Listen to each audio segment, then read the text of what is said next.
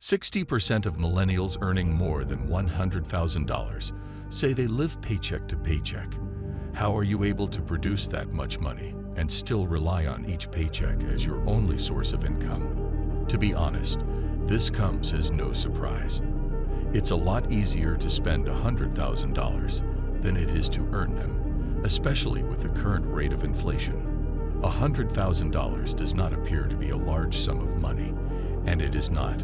But for most individuals, earning their first $100,000 is a distant dream. Living alone, saving $100,000, and having $100,000 in the bank would give you the confidence to not be concerned when bill collectors knock on your door.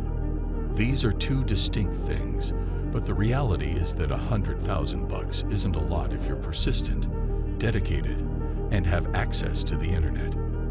It's a practical objective that most people can achieve.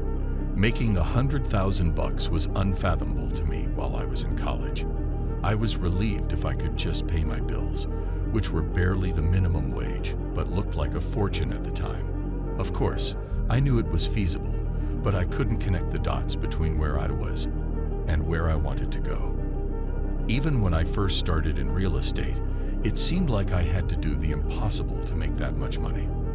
The truth, though, is that it is far easier than most people believe. It's only a question of time before you get there if you're on the correct track and committed. So here are the 7 rules you must follow in order to go from $0 to $100,000. Give this video a thumbs up. And let's get started. Time is money in the age of capitalism, but it seems like we never have time for anything these days. But imagine for a moment that you could have an extra day each week to cook healthy meals, binge watch some good reality television, or learn a new skill.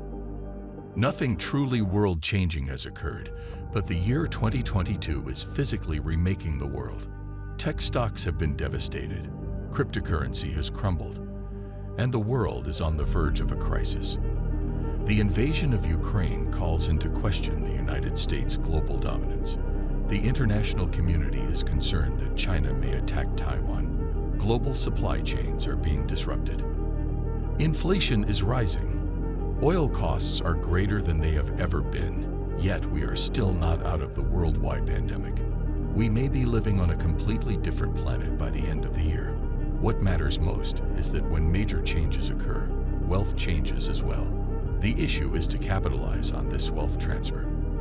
Consider how many cryptocurrencies are going bankrupt. It is the best time to enter the cryptocurrency market because the storm is removing your competitors.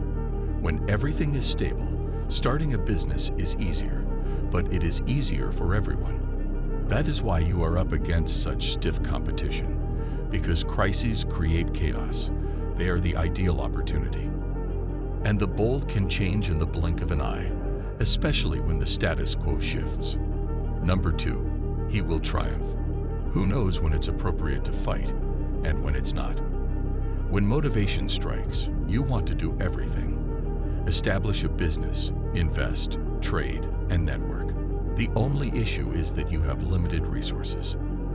If you don't know how to select your battles, you'll fail no matter what, especially if you're just starting out in business. Choose your battles wisely. Choose one item in which you are more or less sure, and don't let anyone or anything distract you, even the more appealing opportunities. Sometimes you have to swallow your ego in order to avoid being sidetracked, or to give up something in order to stay focused. Choosing the correct difficulties at the right moment is part of the journey. When you strive to be a jack of all trades, you become a master of none. Number 3, I know of nothing more horrible and pitiful than a man who devotes all of his waking hours to making money for the sake of making money. Money is a fantastic motivator, but it fades when you have enough of it. If you're not producing enough money, it might not look like that right now. However, once you reach a point where you can live comfortably and save more than half of your income, your motivation will begin to wane. Aside from the chase, money is meaningless because it is infinite. As a result, the goal should be to create something that will benefit people. So instead of focusing on making $100,000, consider how you can add value to the table. The money will come later. Fourth place, don't be afraid to give up the excellent in order to pursue the great. Here's why most individuals don't get wealthy. They graduate and continue to hunt for work. They obtain a comfy work where they are provided with all they require to live a comfortable existence. They believe it is only temporary at first, but they eventually slip into a comfort zone where they are unwilling to take risks because they are terrified of losing what they already have. However, sometimes you have to give up what you already have in order to obtain what is better. That doesn't mean you should quit your job and start your own business, but it does mean you shouldn't get too comfortable. Don't be frightened to give up the easy life. To progress, you must take some risks. Number 5, don't let your prejudices influence your decisions. When you're a small child, your parents mold your thinking at school. Your friends begin to shape your attitude as you mature and become an adult. As a result, even though they appear rational, most of your ideas and beliefs do not always mirror reality.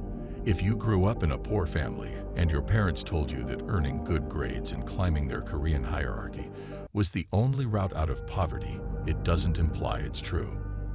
Examine everything from a new angle. If you can talk to folks who have accomplished what you want to do, that will definitely broaden your horizons.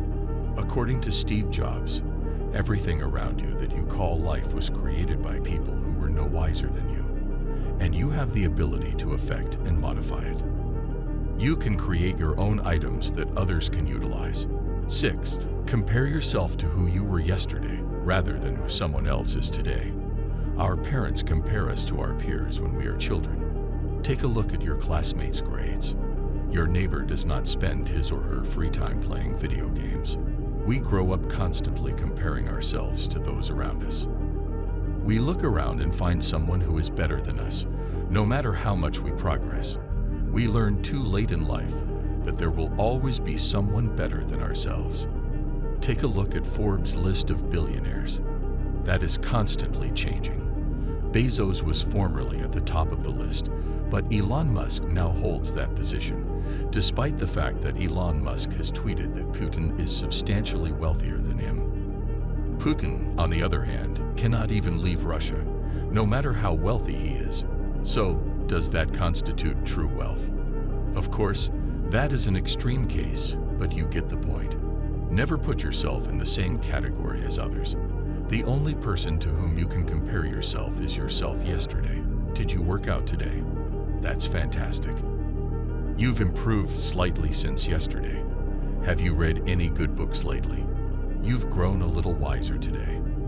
That is the only way to progress, both personally and financially, because comparing yourself to who you were yesterday causes you to lose motivation to continue moving forward.